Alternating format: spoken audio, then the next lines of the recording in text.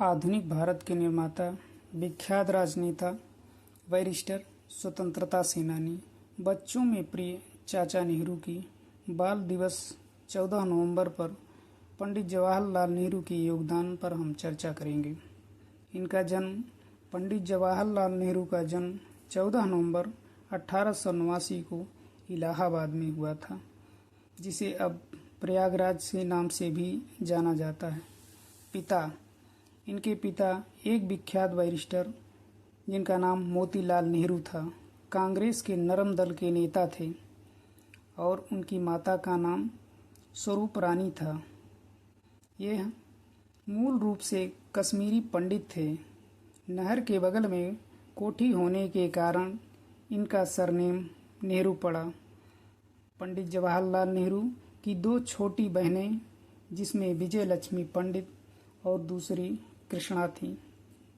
प्रारंभिक शिक्षा दीक्षा इनकी प्रारंभिक शिक्षा घर पर निजी शिक्षकों के द्वारा हुई। संस्थागत शिक्षा पहली बार 15 वर्ष की उम्र में 1905 में हैरो इंग्लैंड में हुई। उच्च शिक्षा 1907 में कैम्ब्रिज विश्वविद्यालय के ट्रिनिटी कॉलेज में स्नातक की डिग्री प्राकृतिक विज्ञान नेचुरल साइंस में की। 1910 में लंदन में इन्होंने इनर टेम्पल में कानून की पढ़ाई की। भारत आगमन कानून की पढ़ाई के बाद पंडित जवाहरलाल नेहरू भारत आते हैं। सन 1912 में भारत आए और इलाहाबाद उच्च न्यायालय में अधिवक्ता बने, लेकिन इनका मन वहाँ ज़्यादा नहीं लगा। अब धीरे धीरे पंडित जवाहरलाल नेहरू राजनीति में आगे बढ़ रहे थे। सबसे पहले इनका गांधी जी से परिचय पहली बार 1916 में कांग्रेस के लखनऊ अधिवेशन में हुआ था। इनका विवाह 1916 में पंडित जवाहरलाल नेहरू का विवाह कमला कौल से हुआ, जिन्हें कमला नेहरू के नाम से जाना जाता है। संतान उनकी एकमात्र संतान इंदिरा, जिन्हें प्रियदर्शिनी कहा जाता है, आज इंदिरा गांधी के नाम से विख्यात हैं।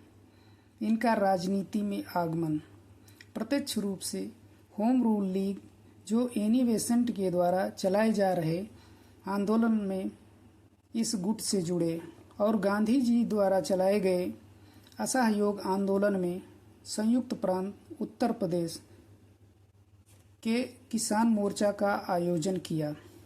भारतीय राष्ट्रीय कांग्रेस में इनका योगदान पंडित जवाहरलाल नेहरू सबसे पहले 1929 में लाहौर अधिवेशन में अध्यक्ष बने, जहां उन्होंने 29 दिसंबर 1929 को लाहौर में अर्धरात्रि में रावी नदी तट पर तिरंगा झंडा फहराया और स्वतंत्रता की शपथ ली।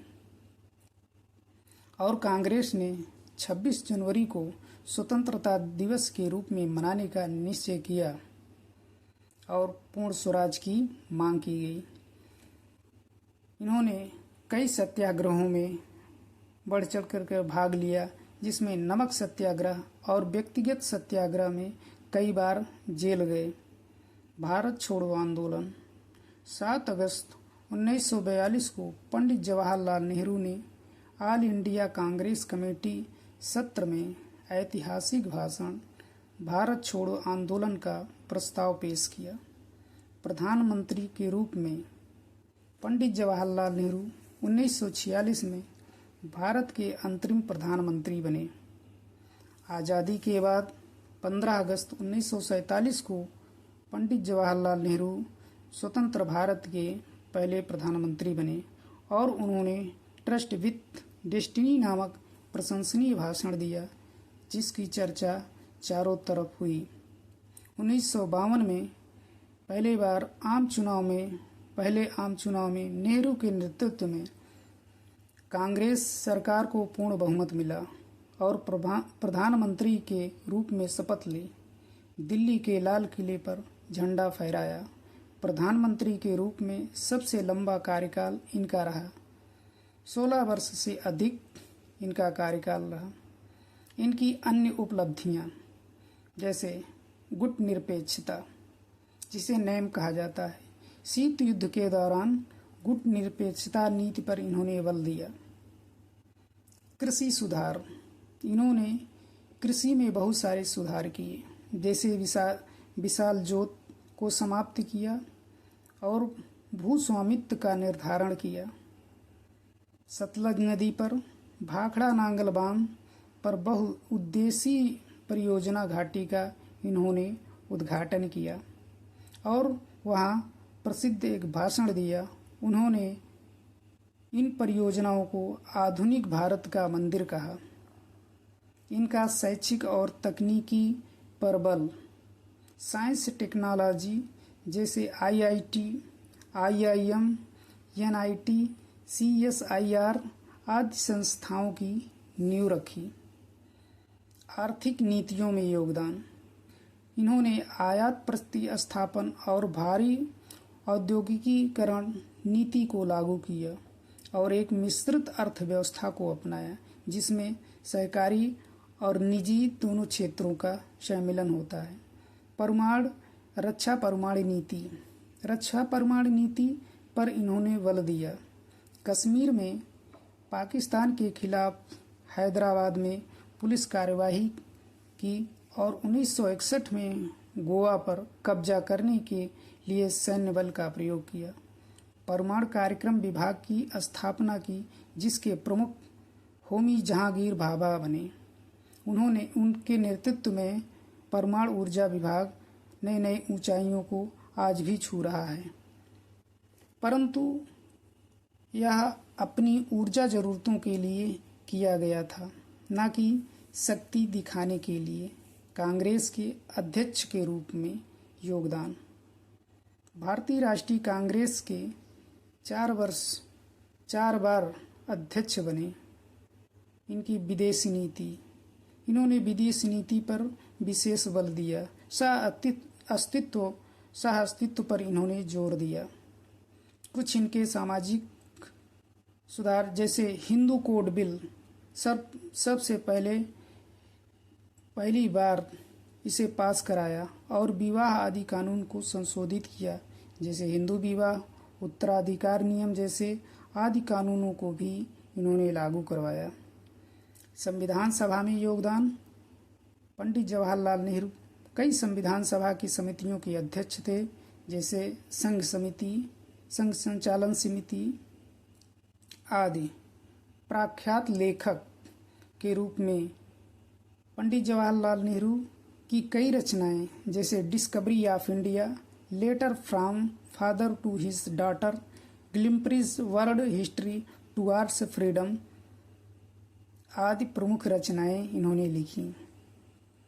इनके उत्कृष्ट योगदान के साथ साथ कुछ इनकी आलोचनाएं भी हुई, जैसे पंडित जवाहरलाल नेहरू के कुछ कार्यों की आलोचना भी की गई, जैसे भारत चीन युद्ध। पंडित जवाहरलाल नेहरू ने चीन के साथ पंचशील समझौता किया और हिंदी चीनी भाई भाई का नारा दिया गया, किंतु चीन ने समझौते का उल्लंघन करते हुए 1962 में भारत की सीमा में आक्रमण किया, जो कि उनके प्रधानमंत्रित्व काल में एक बड़ी असफलता थी। दूसरी आलोचना इनकी केरल की सरकार को 1959 में बर्खास्त करने के कारण हुई थी। कश्मीर समस्या, कश्मीर मुद्दे को संयुक्त राष्ट्र संघ में ले जाने के कारण और उन्होंने शेख अब्दुल्ला को जेल में डाल दिया, जिसके कारण भी इनकी आलोचना की गई। हालांकि कुछ आलोचनाएं असफलताएं परिस्थिति जन्य थीं, क्योंकि ये किसी भी प्रकार से इनका निधन, पंडित जवाहरलाल नेहरू का निधन 27 मई 1964 में हृदयघात के कारण नई दिल्ली में इनका निधन हो गया और इनकी अंत्येष्टि शांतिवन में की गई। पंडित जवाहरलाल नेहरू को भारत का सबसे लोकप्रिय प्रधानमंत्री माना जाता है, क्योंकि उन्होंने आधुनिकीकरण का बढ़ावा दिया, समाजवादी लोकतंत्र व्यवस्था को अपनाया। इनका योगदान सभी क्षेत्रों में था, जैसे शिक्षा, साइंस एंड टेक्नोलॉजी, स्पेस कार्यक्रम, कृषि, भारी औद्योगिकीकरण। सभी क्षेत्रों में इनके विशिष्ट योगदान के कारण इन्हें आधुनिक भारत का निर्माता कहा जाता है। इन्होंने बच्चों और युवाओं के लिए मुफ्त अनिवार्य प्राथमिक शिक्षा पर जोर दिया। बच्चों के अत्यधिक लगाव के कारण बच्चे इन्हें प्यार से चाचा नेहरू कहते थे। और इनके जन्म दिवस को बाल दिवस के रूप में 14 नवंबर को मनाया जाता है। इन्हें गुलाब बहुत पसंद था, जो प्रेम का प्रतीक माना जाता है। उनके विशिष्ट तथा उत्कृष्ट योगदान के लिए सन 1955 में भारत का सर्वोच्च पुरस्कार भारत रत्न से नवाजा गया। आज हम 14 नवंबर को पंडित जवाहरलाल नेहरू को उनके जन्म दिवस 14 नवंबर को, जिसे बाल दिवस के रूप में मनाते हैं, इस दिवस पर उनको हम कोटि कोटि नमन और अभिनंदन और वंदन करते हैं और उनके उत्कृष्ट कार्यों को आगे बढ़ाने के लिए भी हम सदैव तत्पर रहेंगे। धन्यवाद।